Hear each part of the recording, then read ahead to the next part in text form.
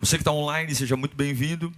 Que você possa ser pego aí onde você estiver. Deixa o seu like, se inscreva no canal, pega esse link, manda para alguém e que a palavra de Deus pegue o seu coração. Abra sua Bíblia comigo em 2 Samuel, capítulo 6, verso 7.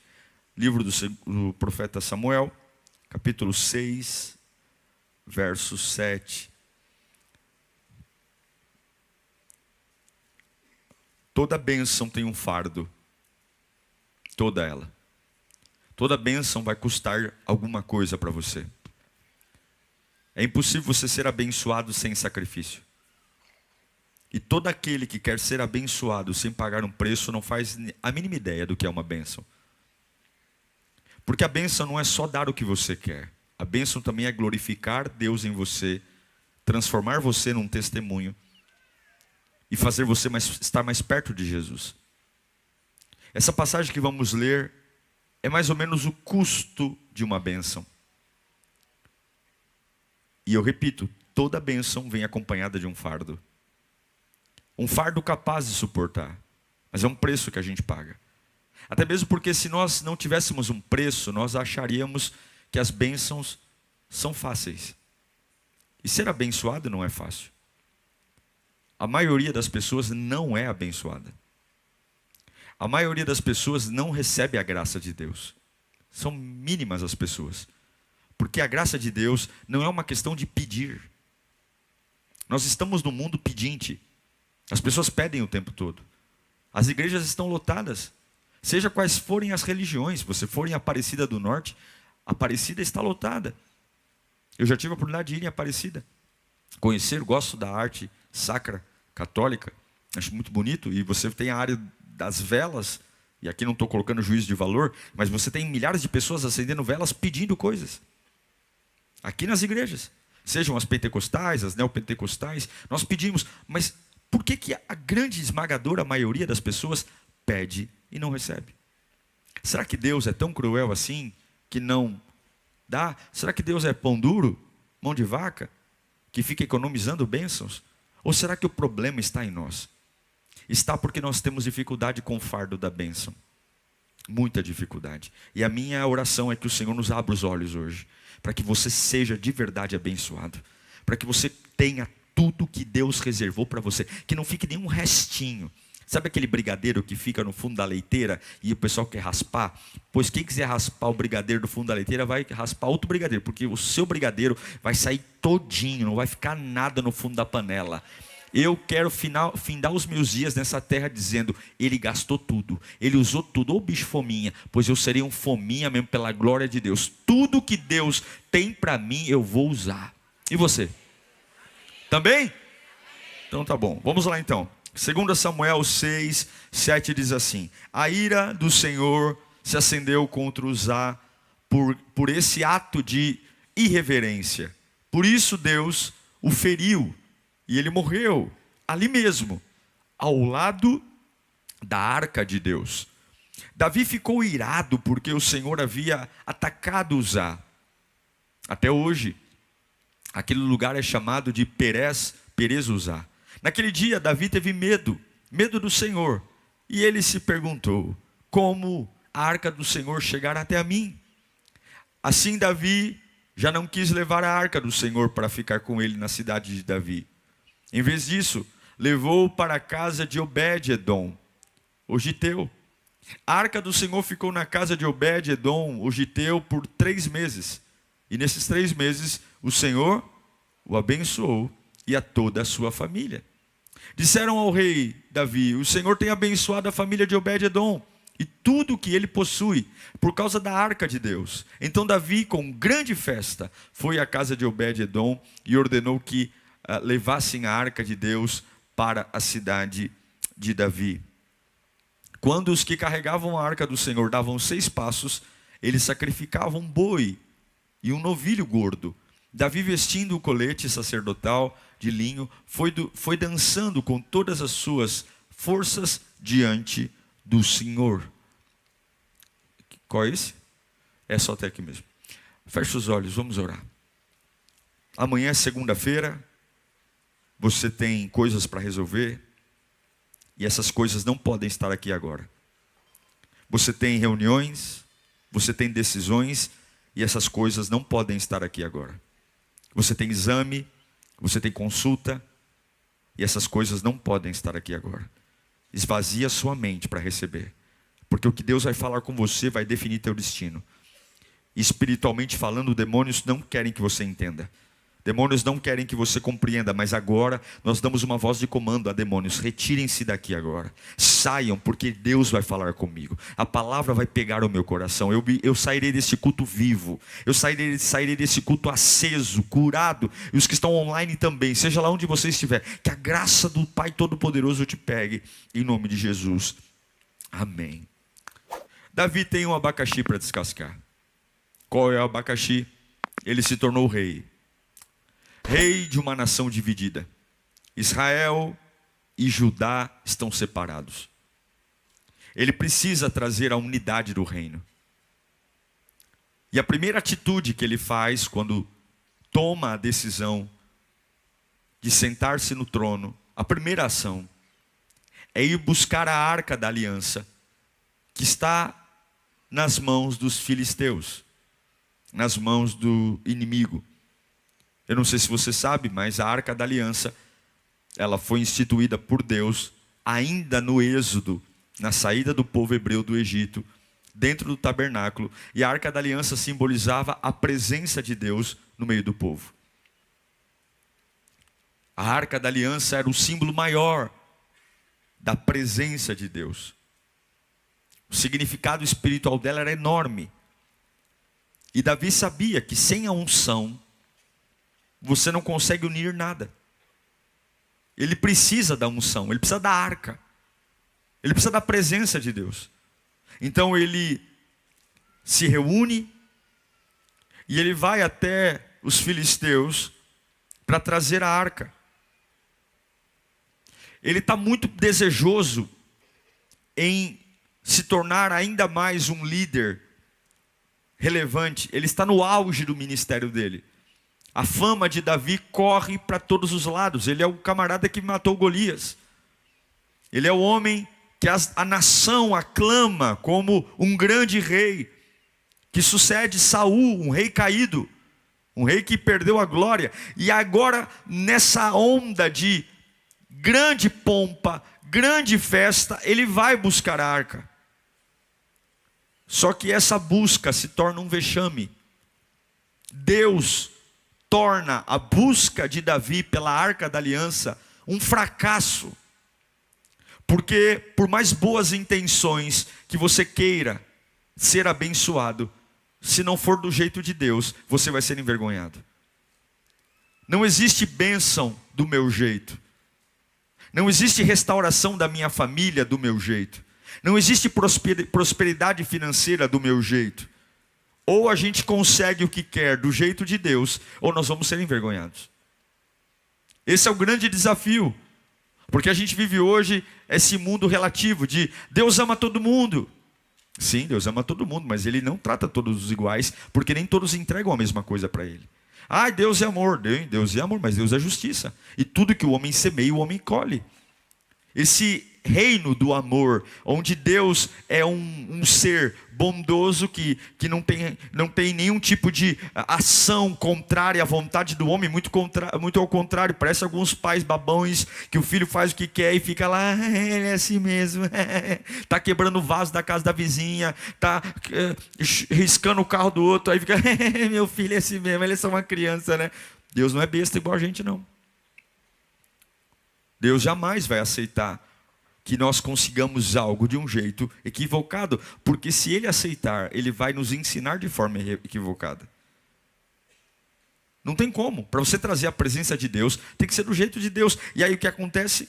Davi, ele vai trazer a arca, coloca em carros de bois, o boi tropeça, a carroça tomba, a arca começa a escorregar na carroça, indo para o chão, e Uzá, que era um dos filhos de Abinadab, que ficou com a arca 20 anos dentro da sua casa, ele, no ímpeto de não deixar a arca cair, talvez eu e você faríamos a mesma coisa, meio que instantâneo, o negócio está escorregando que vai cair no chão, você vai lá e coloca a mão para segurar. Aparentemente é uma decisão bacana, eu estou protegendo a arca. Na hora que Uzá tocou na arca, a Bíblia diz que Deus matou Uzá. Pronto. Quem estava soprando a corneta não sopra mais. Pronto, quem estava dançando perdeu a graça. O sorrisão de Davi dizendo: eu sou um rei maravilhoso, eu sou um rei importante, eu estou trazendo a arca da aliança. Porque Davi é homem, e homens são orgulhosos. E naquele momento eu tenho a arca e um defunto, a arca e um cadáver. Por quê? Porque o fato de querer a presença de Deus ser algo maravilhoso, eu não vou ter a presença de Deus de qualquer jeito.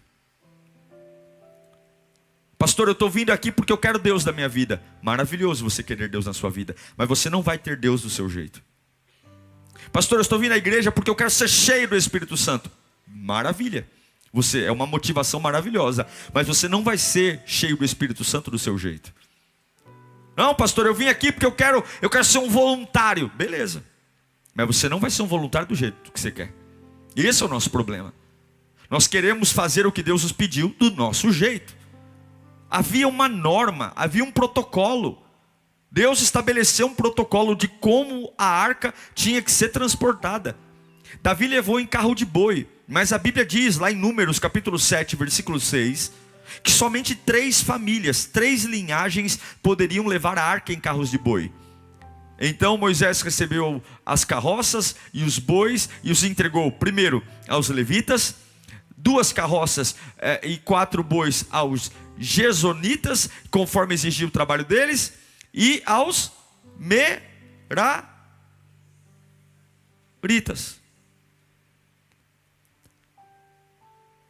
Levitas, Gersonitas e Meraritas são as 3 linhagens que poderiam carregar a arca em carro de boi. Aí vamos para o versículo 9.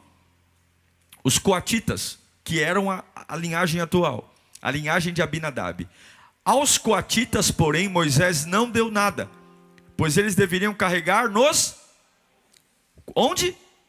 Nos ombros, os objetos consagrados pelas quais eram responsáveis. Então Davi tem uma empolgação: eu quero fazer algo novo, eu quero uma mudança. Opa, eu quero unir minha família. Opa, eu quero ganhar dinheiro. Opa, agora eu vou para a igreja, agora eu vou buscar a Deus, agora eu vou lá. Então é o seguinte, vamos lá, eu quero a arca. Qual é o poder, qual é o culto? Eu estou indo. Ele vai lá, cadê a arca? Põe no carro de boi. Foi. Ele parou e não leu o protocolo. A arca precisava ser colocada pelos coatitas em 4 argolas, e passado 2 varões de cada lado, e eles carregavam no ombro, não era no carro de boi. Aí você fala assim para mim: pastor, eu não concordo. Não é sobre concordar ou não, é sobre o que Deus estabeleceu. Não é sobre se eu acho legal ou não. E algumas vezes a gente vê com aquela linguagem do mundo: nada a ver, meu, nada a ver. Isso aí é nada a ver, isso aí tem nada a ver, isso aí é exagero, não é o que a gente fala? Nada a ver, viajou na maionese, isso aí, nada a ver. O que tem a ver? Carro de boi, mano, o que tem a ver carro de boi no ombro? Dá no mesmo. Isso é uma ideia sua, um problema todo seu, mas a obra de Deus, a presença de Deus, e vai acontecer como Deus quer, seja você achando nada a ver ou não, seja você achando um absurdo ou não. Esse era o protocolo, goste você ou não. E é por isso que Paulo vai dizer em Romanos 11:36, que pois dele, por ele e para ele são todas as coisas, e a ele seja a glória pelos séculos, amém. É a vontade de Deus. E esse é o mal do nosso século. Nós queremos a glória do nosso jeito. Nós queremos a bênção na família, criando a família do nosso jeito. Nós queremos a bênção no nosso namoro, namorando do nosso jeito. Nós queremos ser usados por Deus na igreja e não queremos obedecer regras. Não queremos nos submeter a ninguém. Qualquer coisa a gente dá chilique, faz escândalo. Por quê? Eu quero as bênçãos de Deus, eu quero a unção de Deus do meu jeito. E aí o que acontece? Morte, vergonha, desvia, vira incrédulo, coração apertado, porque Deus não vai tolerar isso. Quando Davi assumiu o trono, ele está com pressa, e você não precisa ter pressa de nada. Deus tem controle de tudo. Ele não parou para ler a lei de Moisés. Ele não parou para estudar o que a lei dizia. Ele está com uma intenção boa, mas ele desprezou o protocolo. E toda vez que você tem uma intenção boa e despreza o protocolo, você passa vergonha. Todo mundo tem uma intenção boa. Quem casa, casa para ser feliz. Mas se você despreza o protocolo do casamento, teu casamento vai ser uma desgraça. Todo mundo vem para o culto para ser cheio do Espírito Santo. Mas se você despreza o protocolo, você vai sair daqui mais com raiva do que com o Espírito Santo. Eu não sei se você está entendendo o que eu estou pregando aqui. Mas o que Deus está falando? Deus está dizendo: filho, tudo o que você quer, eu desejo te dar. Filho, tudo que você sonha, é o meu sonho também.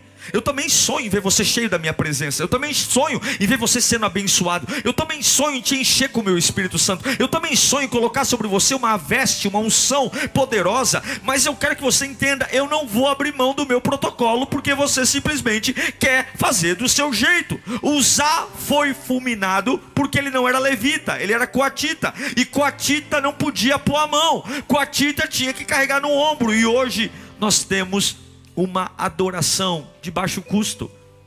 Nós adoramos a Deus e servimos a Deus, irmãos, com baixo custo. A nossa renúncia é mínima.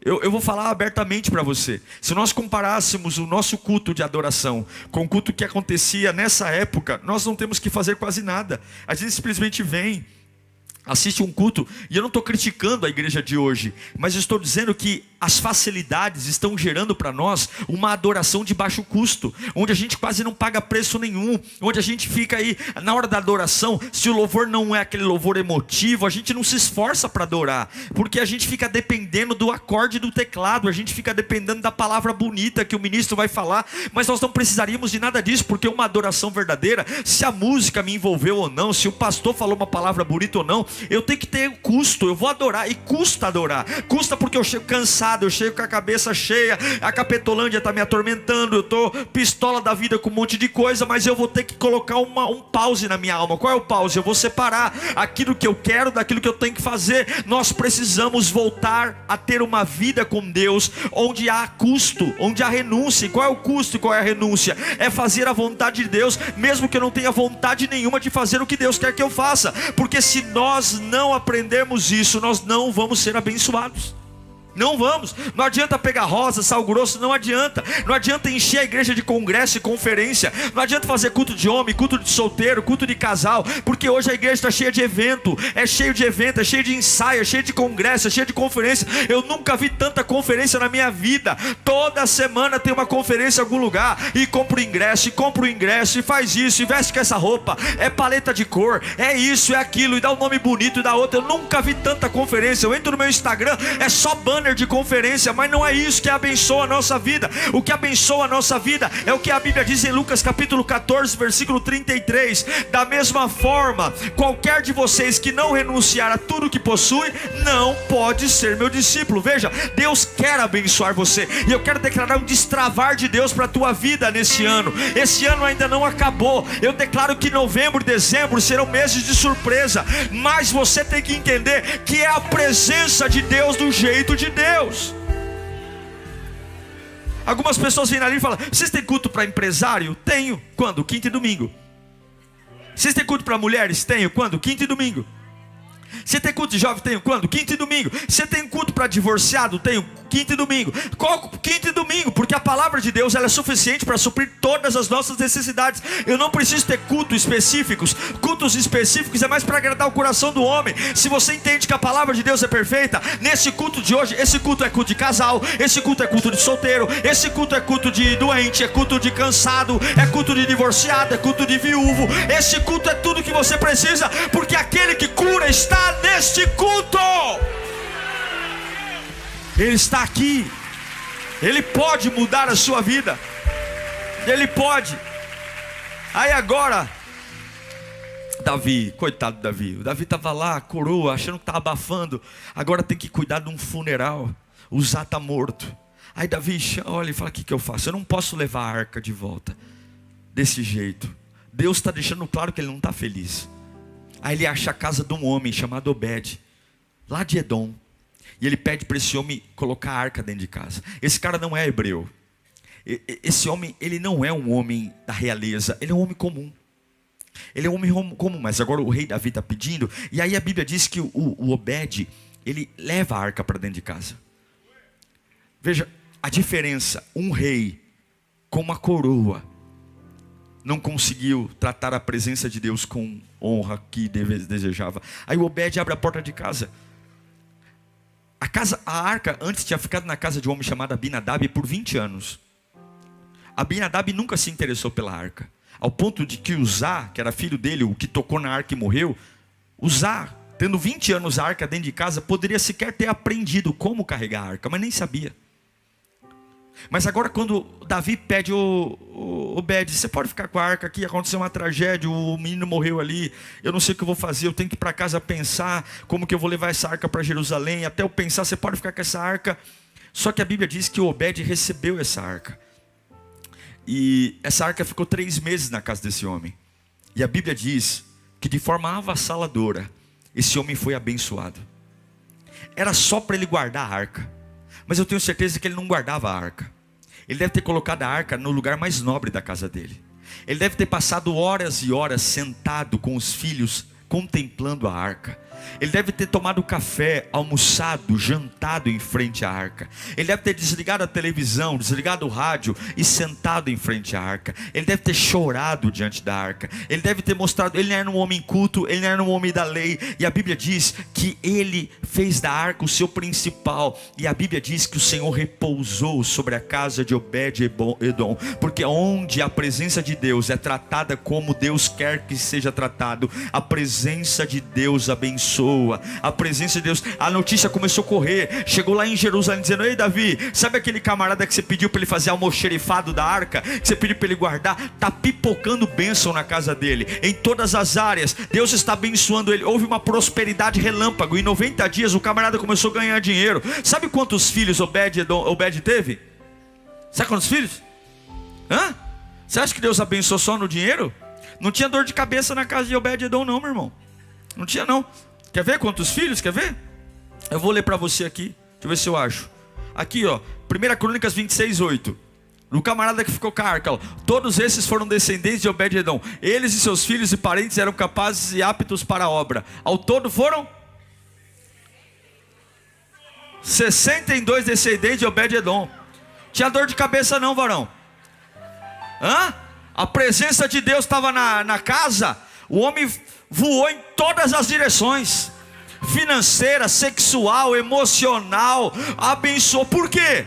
Porque ele era um homem de grife? Não. Porque ele era um homem nobre? Não. Porque era um homem que tratou a presença de Deus com dignidade. Deus está dizendo: até quando você vai querer a minha presença do seu jeito? Deus está dizendo: olhe para a glória e caminhe para a glória. Nós precisamos pagar o preço por aquilo que queremos que Deus faça na nossa vida. A presença de Deus não é uma bandeja de banana na feira, que você vai lá no final pegar o preço que está mais barato. Não. Às vezes você tem que suportar golpes e desejar a presença de Deus. Às vezes você tem que suportar punhaladas e desejar a presença de Deus. Às vezes você tem que estar no meio de adversidades e querer a presença de Deus. A Bíblia diz que Uzá morreu porque tocou na arca indevidamente, mas Obed-edom prosperou, ganhou dinheiro, porque não é pedigree, não é linhagem, não é sobrenome, não é origem familiar. Eu não quero saber do seu passado, eu quero saber o quanto você deseja a presença de Deus aqui hoje e o quanto você está disposto a sacrificar por ela. A gente sacrifica por namorada, por namorado, por faculdade, sacrificamos até para fazer o que não queremos, sacrificamos para agradar gente que a gente nem gosta. E quando é com a presença de Deus, nós falamos: eu vou pensar, eu não sei, eu estou pensando, será que é assim mesmo? Jesus está dizendo: eu tenho pressa em abençoar você. E quando é que vai ser do meu jeito? E quando é que você vai me adorar do meu jeito? E quando é que você vai me servir do meu jeito? E quando é que você vai perceber que todas essas mortes que você está tendo, morte espiritual, morte física, vem para a igreja, ora e nada acontece, clama e nada acontece, jejua e nada acontece. O problema não é o jejum, o problema não é a oração, o problema não é a adoração, o problema é você, porque você quer tudo do seu jeito. E Deus está dizendo: a glória na arca, a poder na arca. E se não manifestou, não é porque eu estou com greve não. Se não manifestou, é porque você está fazendo fora do protocolo. Mas essa palavra é palavra de cura, essa palavra é palavra de unção. Levanta a mão para cá. Deus vai abrir o teu coração nesta noite. Deus vai trazer uma nova unção sobre a tua vida. E eu declaro que tudo aquilo que você perdeu no caminho vai te fazer pensar, porque é hora de rever a rota, porque Deus tem fome de fazer na tua vida o que fez na casa de Obed-edom. Levanta a mão mais alto ainda. Os próximos 3 meses serão 3 meses de reviravolta. Assim como a arca do Senhor foi para a vida de Obed-edom, será na tua vida. Aleluia, aleluia, aleluia, aleluia, aleluia. Presta atenção. Quando Davi está empolgado, ele só quer a arca. Eu quero a arca, eu quero a arca. Mas quando cai um defunto no chão, ele faz a pergunta que ele tinha que fazer no começo: como trarei a arca do Senhor? Por que a gente sempre precisa perder alguma coisa para pensar o que tinha que pensar antes de perder? Por que a gente tem que primeiro separar para depois aprender a casar? Por que a gente primeiro tem que ser demitido de uma empresa para depois aprender a trabalhar direito? Por que primeiro a gente tem que queimar o nosso próprio filme, fazendo barraco, xingando, para depois cair na real e falar: meu, eu passei do ponto? Por quê? Porque nós achamos que a presença de Deus não é nada. A gente acha. A gente perde a reverência, a gente perde o temor. A gente começa a brincar. Na quinta-feira eu deixo a minha atenção. Tem gente que vem para a igreja de quinta e não vem de domingo. E tem gente que vem de domingo e não vem de quinta. Vai lá. Eu lembro que eu estava em Jericó, umas lojas muçulmanas lá. Da hora de orar, o árabe olha para você e fala: 1 minuto. Ele pega o tapetinho dele lá. Ele faz isso 6 vezes por dia.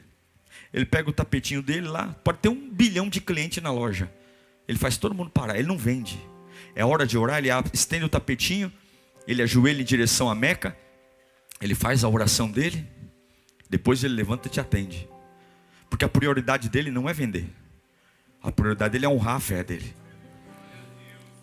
Nós temos que começar a entender que aquilo que a gente deseja, e eu sei que você deseja coisas grandes, não vai ser gerado sem sacrifício. Você vai ter que fazer um sacrifício. Você vai ter que abrir mão. Você vai ter que fazer no protocolo de Deus. A Bíblia diz que a casa de Obed-edom foi abençoada. Por quê? Porque onde a presença de Deus está, tem bênção, irmão. Não tem como. Você fala assim: pastor, eu vou para a igreja, eu sou fiel, mas minha casa é uma amargura. Alguma coisa está errada. Minha casa é uma casa de paz. E não é que eu tenho tudo resolvido, não. Tem que rever a rota, meu. Como é que você pode vir para a igreja? Aí vem aqui: ai pastor, eu não durmo. Como não dorme? Eu durmo, meu Deus. Se o despertador não tocar, eu vou que vou. Tem que rever a rota. O que eu estou fazendo de errado? Estou vendo vulto à noite, sinto uma mão me enforcando. Ai pastor, estou angustiado. Eu fico angustiado também, mas eu logo pergunto: Deus, o que é? O que o Senhor quer falar comigo? É algum pecado? É alguma coisa? Mas eu vou puxando o fio da meada até chegar na ponta para entender o que é. Porque uma coisa é Deus usar as minhas emoções para chamar minha atenção. Outra coisa é eu viver amargurado. Pessoas que vivem tentando suicídio 1, 2, 3, 4, 5 vezes. Parece brincadeira. E está na igreja. Está na igreja e mente. Está na igreja e aplica golpe. Está na casa de Deus e tem uma vida sexual libertina. Troca de esposa como troca de roupa. Troca de marido como troca de roupa. Não tem temor ao casamento. Não tem temor a nada. Não tem temor a ninguém. Como pode isso? Como pode? Que qualidade de crentes nós temos hoje? Que crente eu sou? Que crente eu sou? Porque quem está perdendo sou eu. Que eu posso enganar todo mundo, mas quando eu quiser tocar na presença eu vou morrer. Porque Deus não é prostituta. Ele não se permitirá ser tocado do jeito que Ele não quer ser tocado. Ele não vai.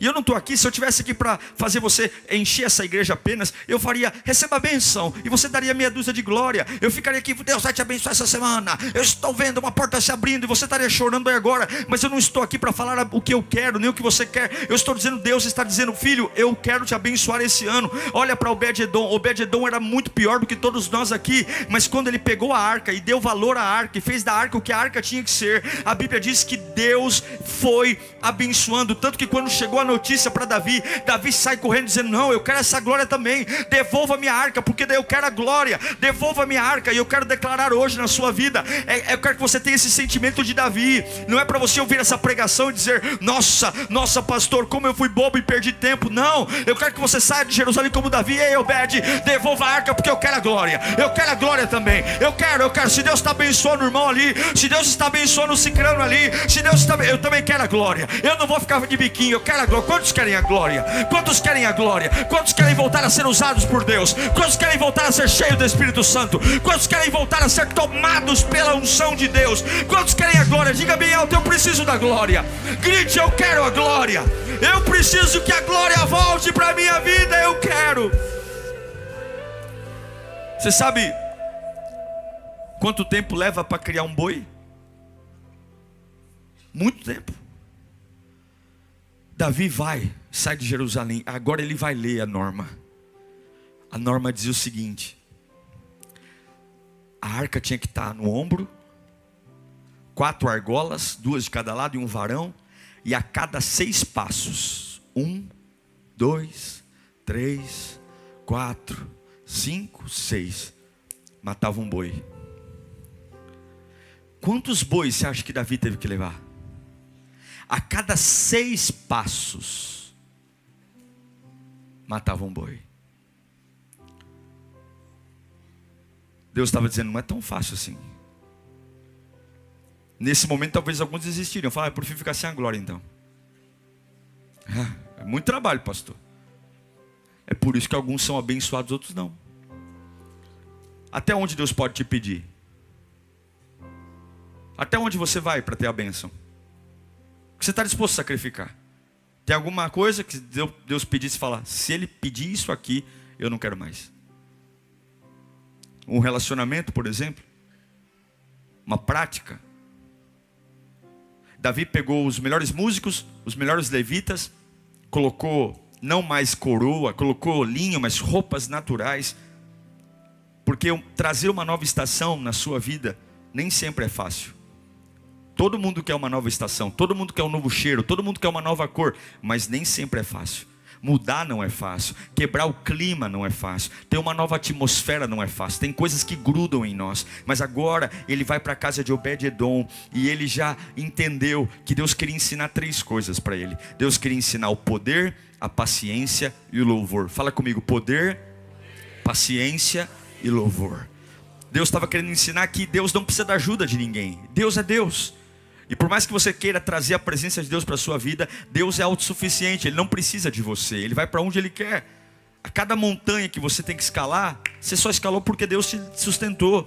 3 meses, a casa de Obed-edom abençoada, porque quando você vê a tradição, quando Davi tira a arca da casa de Obed-edom, Obed-edom larga tudo para trás, ele vai seguindo a arca, ele vai ser porteiro do templo lá em Jerusalém, porque uma vez que ele contemplou a arca na casa dele, viu tudo que a arca pôde fazer por ele, ele não se apega mais à casa que tem, ao quarto que tem, ele só quer estar perto da arca, ele só quer estar, porque um homem que é cheio da glória de Deus, ele não fica se embaraçando em coisa besta, ele simplesmente só quer a presença, porque uma vez que você bebe a presença de verdade, eu não estou falando de ficar chapadinho no culto, eu não estou falando de ficar chapadinho no movimento, o movimento passa, culto passa, congresso passa, conferência, eu estou falando de glória de Deus, a glória que cura de verdade, a glória que dá destino, a glória que você acorda de manhã dizendo, eu sei quem eu sou, eu sei quem Deus é, eu sei para onde eu estou indo, e isso não tem explicação, não é seminário de teologia, não é campanha, não é óleo, não é encontro com Deus, isso é você e Deus, Deus e você, é a glória que te impulsiona, são tantas verdades na sua alma que você não para mais, você não para, você é um trator trator, você é um rolo compressor, você passa por cima. E agora Davi está voltando para pegar a arca, porque ele sabe que agora ele entendeu. Agora ele entendeu que não é coisa bonita, é coisa séria. Deus não está interessado em frufru, Deus não está interessado em coisas que alegram o coração dos homens. Deus está interessado em santidade, verdade. E enquanto agora ele se move, agora ele não quer aplauso, agora ele não está pensando em unir povos, agora ele só quer honrar o Senhor. E já pensou se amanhã, quando você for para a tua empresa e você sabe que tem um monte de abacaxi para descascar, você sabe que tem um monte de chefe para te encher a paciência, se ao invés de você ir preocupado em ficar fazendo média com um, agradando o outro, se você tiver um dia inteiro só para honrar a glória de Deus na sua vida, eu vou trabalhar para honrar a glória de Deus, eu vou almoçar hoje de um jeito que honra a glória de Deus, eu vou tomar meu café na copa de um jeito que agrada a glória de Deus. Imagine se toda a sua vida se resumisse a qualquer movimento honrar a glória de Deus. Você consegue entender o quanto que Deus vai acelerar você, o quanto que Deus vai abençoar você? Meu irmão, eu não sei para que eu estou pregando, mas Deus não me deixa parar de falar. Deus está dizendo, eu estou quebrando. Quando você está falando, eu estou quebrando alguns corações teimosos. E quando você está falando, eu estou quebrando alguns corações teimosos.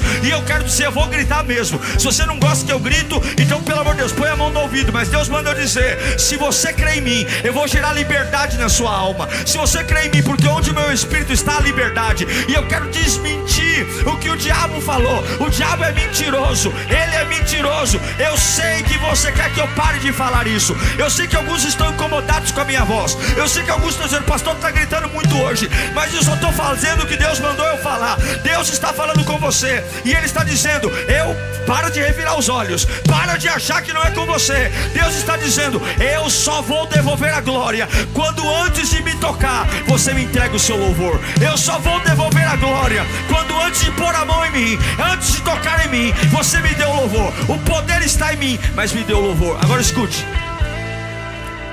3 meses na casa de Obed-edom, 3 meses que Davi ficou em casa planejando, porque para ter poder tem que ter paciência. Agora uma coisa conquista tudo. Fala comigo, uma coisa conquista tudo. Você não precisa ter muitas conquistas, você precisa ter uma conquista. A glória de Deus te faz conquistar tudo. Talvez você tenha uma lista desse tamanho de objetivos. Uma coisa conquista tudo. Davi tinha muitos desejos, mas quando ele entendeu que se ele conquistasse a arca, ele conquistaria tudo, a vida dele simplificou. Eu sei que você tem hoje muitas demandas, e o diabo sopra no teu ouvido dizendo, nossa, como você está cansado, nossa, como você dá conta. E aí você fica deleitando-se ali com dó de si mesmo e dizendo, como eu sou sofredor, ai, como eu tenho coisa para resolver, ai, é trabalho, ai, é exame, ai, é escola, ai, é filho, ai, é marido, ai, é escala, e como se você fosse a última bolacha do pacote, como se o mundo girasse em tua direção, e como se o seu Deus fosse um velho gagá que não faz absolutamente nada, que é você que tem que acordá-lo no trono, porque se eu não falar com ele, ele não vai me ouvir. Deus manda dizer, tome vergonha na sua cara, eu tenho cuidado de você desde o dia do ventre da tua mãe, eu tenho sido Deus da sua vida, e você não vai mudar a minha vontade, sou eu que vou mudar a sua vontade. Eu estou prestes a quebrar a sua vontade hoje, para você entender que se você buscar o meu poder, me louvando com paciência, eu devolverei a minha glória a você, eu devolverei os meus dons a você, eu tenho potência para você, você vai voltar a falar em mistérios, você vai voltar a pregar naquela empresa com autoridade. Não é esse crente chato que você virou, que só arruma confusão com todo mundo, que fica debatendo o espiritismo, que fica debatendo o catolicismo. O meu poder é muito maior do que a divergência religiosa. Eu não chamei você para ser crítico de religião, eu chamei você para inspirar as pessoas com o meu poder, fazer as pessoas chorarem na minha presença. Você virou um chato que discute teologia, fica preocupado em discutir o sexo dos anjos, porque você está cheio de religião e vazio da minha unção. Mas hoje eu vou tirar a religião e encher você da minha unção, porque o que você precisa é a glória, é a glória. Eu não sei para que eu estou pregando, mas Deus está dizendo, não é por força nem por violência, mas é pelo meu poder, diz o Senhor. Deus vai soltar a glória em você. Esse texto, ele fala sobre 3 coisas que eu já disse: poder, paciência e louvor. Fala comigo, poder, paciência e louvor. Primeiro, paciência para você esperar antes de tomar decisões e entender o que Deus quer. Você que está aqui prestes a tomar uma decisão. Ai, pastor, eu estou super animado. A sua animação é o seu maior veneno. A sua animação não é o atestado que vai dar certo. Na mesma velocidade que você está empolgado, você desempolga. Então, o poder nasce primeiro da paciência. Davi deixou a arca 3 meses. Ele foi estudar como trazer a arca. Ele foi ler. Ele pegou as leis de Moisés. Porque ele sabia que fazer na pressa, ele poderia cometer um erro. E mais uma pessoa poderia morrer. Quantas pessoas ainda vão morrer perto de você porque você é empolgado e precipitado? O quanto seus filhos ainda vão sofrer. Você que separou, já fez a primeira burrada, casou errado, separou. Quantos namorados ou namoradas teus filhos em casa vão ter que aguentar, porque você, irmã, ou você, irmão, é um irresponsável precipitado, que não sabe se preservar. Quantos filhos ainda vão chorar por ter um estranho em casa, porque você não sabe segurar o ânimo.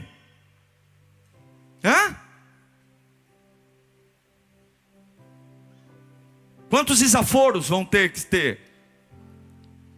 Quantas decisões você vai tomar ainda porque está triste? Aí vai lá no RH, perde a conta, esqueceu que tem boleto, tem escola da criança, esqueceu que tem comida. Mas eu estou muito triste, eu não vou trabalhar mais aqui. E pega a sua tristeza, engole ela. Porque tristeza não paga boleto. Não paga. Quando você arrumar um outro emprego, você sai desse. Poder vem da paciência. A impaciência enfraquece. Davi impaciente, Uzá morre. Davi paciente, Deus se permite ser carregado. Quantas impaciências, precipitações. Na Bíblia, assim como o amor no grego tem 3 palavras, ágape, fileu e eros. No grego, a palavra poder, que no português significa apenas poder, no grego a palavra poder, ela se divide em 2. Exousia e dunamis.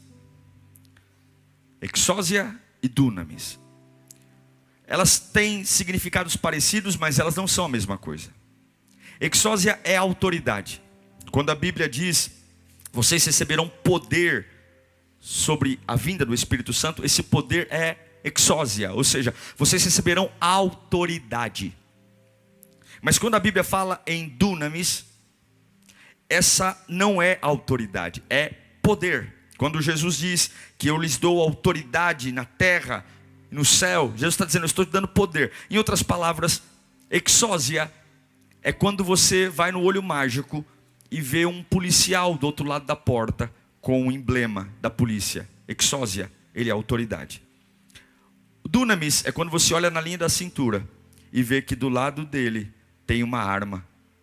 É poder. Entendeu? Exousia é autoridade. Dunamis é poder. O policial, ele esboça a autoridade com o seu distintivo, mas ele mostra o seu poder com a sua arma. E Deus está dizendo, eu vos dei poder. Eu vos dei exousia, eu lhes dei autoridade para que os demônios respeitem você, para que todas as obras de macumbaria saiam da sua frente. E se elas não saírem, eu te dei dunamis. Você saca a arma, levanta a sua mão, porque eu também te dei poder para expulsá-los da sua frente. Eu te dei autoridade, eu te dei distintivo e te dei arma. Eu te dei distintivo no peito e arma na linha da cintura. Se você tiver paciência, se você souber trazer a presença de Deus no tempo certo, você terá exousia e dunamis, autoridade e poder. Isso significa que nada e ninguém poderá impedir aquilo que Deus está fazendo na sua vida. E aqui eu encerro. Poder, paciência, e fale comigo, louvor. Não se deixe enganar, porque sem paciência você não tem poder. E quando você entende que tem poder, você pode louvar. Uzá morreu porque ousou tocar na arca sem louvar. E esse é o grande problema. Quando você traz a presença de Deus para perto de você, você precisa entender que toda vez que você toca na presença de Deus sem adorá-lo, você morre. Como é que começa a oração do Pai Nosso? perdoa as minhas dívidas, assim como perdoamos os nossos devedores, livra-nos do mal. O livra-nos do mal está lá no finalzinho, porque é livra-nos do mal, amém. Porque teu reino, o poder e a glória. A única parte do Pai Nosso que é sobre os seus problemas é livra-nos do mal. E está no encerramento ou no começo? No fim. Como é que começa? Pai nosso que estais no céu. Isso é adoração. Santificado é o seu nome, exaltação. Venha a nós o teu reino, submissão. Seja feita a tua vontade, submissão. Assim na terra como é no céu. Ou seja, vai acontecer aqui como acontece aí. Como é que acontece aí? Me fala que vai ser aqui. Minha casa vai ser igual como é aí. Minha empresa vai ser igual como é aí. Assim na terra como no céu. O pão de cada dia dá-nos hoje saciedade. Eu aceito pão mole, eu aceito pão duro, eu aceito pão mofado, eu aceito pão recheado, eu aceito pão embolorado, eu aceito pão com manteiga, eu aceito pão com presunto e queijo. O pão de cada dia dai-nos hoje. Eu não tenho nenhuma insatisfação. O que o Senhor me der para comer, eu vou comer. Perdoe as nossas dívidas do jeito que eu perdoo os outros. Não me deixe cair em tentação. Livra-nos do mal. Porque você não pode tocar a presença de Deus sem louvá-lo. É por isso que a Bíblia diz: entrai por suas portas com ações de graça. A Bíblia diz que Davi trouxe a arca de volta para Jerusalém. A cada 6 passos matava-se um animal. A cada 6 passos tocava-se as trombetas. E Deus não matou ninguém, muito pelo contrário, a glória de Deus deixou um rastro de manifestação. Obed-edom, que foi abençoado, seguiu a arca, se tornou porteiro do templo. Por quê? Porque uma vez que você conhece a glória, você não fica sem a glória. Não fica.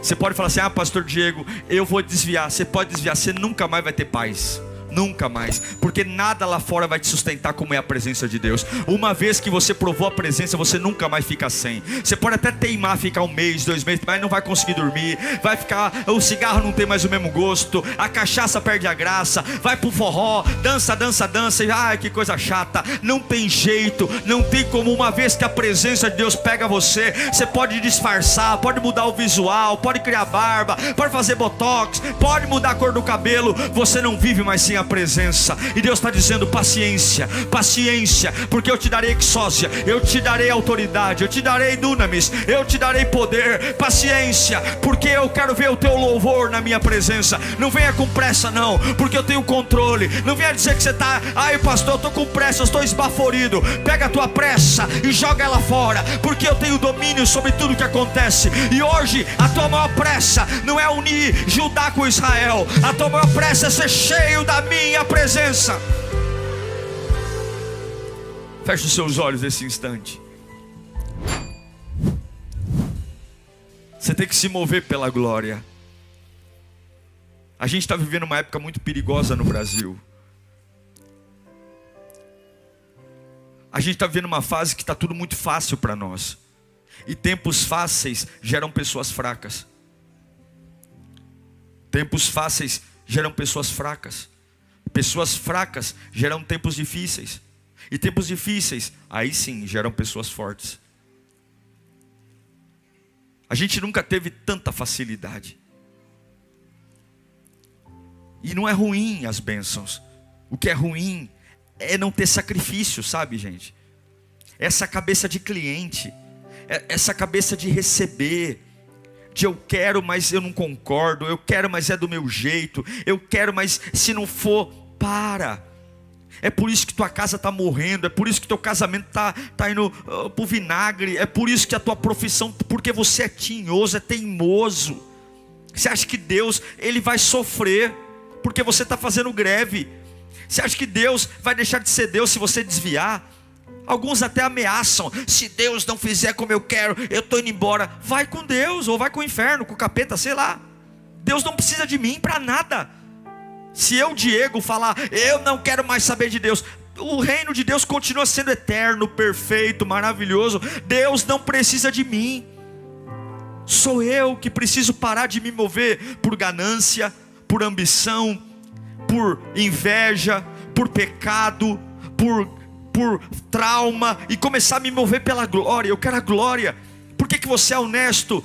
Porque eu quero honrar a glória de Deus. Por que você vai ter um casamento decente? Porque eu quero honrar a glória de Deus. Por que você vai trabalhar? Porque eu quero honrar a glória de Deus. Por que você não fala palavrão? Porque eu quero honrar a glória de Deus. Por que você tem um namoro santificado? Porque eu quero honrar a glória de Deus. Por que você é submisso? Porque eu quero honrar a glória de Deus. Por que você ora com vontade? Porque eu quero honrar a glória de Deus. Por que na hora da adoração você se rasga adorando? Você levanta a mão, você chora. Meu Deus, parece até que você não, eu não sou exagerado não. É porque eu quero honrar a glória de Deus. Tem vezes que eu estou levantando a mão caído, abatido, cheio de tristeza, mas eu quero honrar a glória, porque enquanto eu honrar a glória, as bênçãos vão fluir. 3 meses e a casa de Obed-Edom pipocou milagre. 3 meses, lá dentro não tinha riqueza, lá dentro não tinha coroa, lá dentro não tinha nobreza, lá dentro não tinha livros famosos, lá dentro não tinha sangue azul, lá dentro não tinha pedigree, lá dentro só tinha uma família que honrou a arca. E quando Deus viu que alguém que honra a presença dele com dignidade,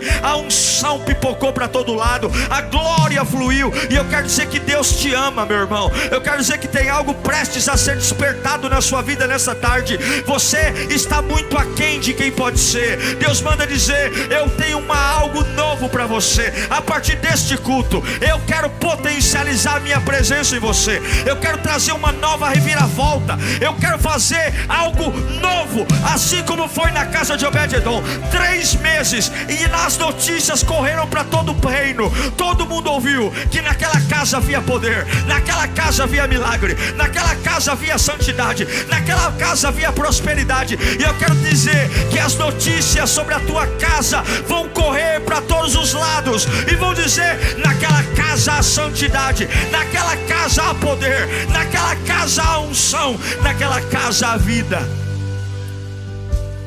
Fecha os teus olhos. Reafirma para Deus o desejo que você tem de honrar a glória dele. Fala para Deus: Senhor, me perdoe. Caso você tenha alguma coisa para dizer, pega o teu ego, esmaga ele. Pega o orgulho, esmaga. Deus é muito maior do que nossas conquistas. Alguns ficam orgulhosos de si mesmos. Eu estava falando para Carla hoje. Abra os olhos só um instante. Abra os olhos. Eu estava falando para Carla porque algumas pessoas, principalmente algumas igrejas mais tradicionais, elas ficam chocadas porque eu fico na porta recebendo as pessoas. Porque acaba o culto, eu fico no lounge.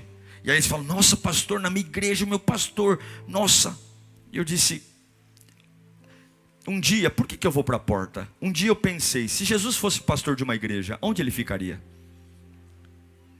Se Jesus fosse literalmente o pastor de uma igreja, como que ele receberia os membros daquela igreja? Aonde que ele ficaria? Eu acho que ele ficaria na porta. Eu acho que ele ficaria com um sorriso dizendo para todo mundo: bem-vindo ao culto. O bom culto. Eu não falo isso porque eu sou melhor. Eu faço isso porque o meu modelo de pastoreio é Jesus Cristo. E eu tenho certeza que se o nosso Jesus tivesse uma igreja como é a nossa, não teria nenhuma cadeira em cima do púlpito, não teria nenhuma frescura em relação a ele, mas ele estaria no meio do povo, abençoando, cuidando e olhando, dizendo: seja bem-vindo a essa casa de oração.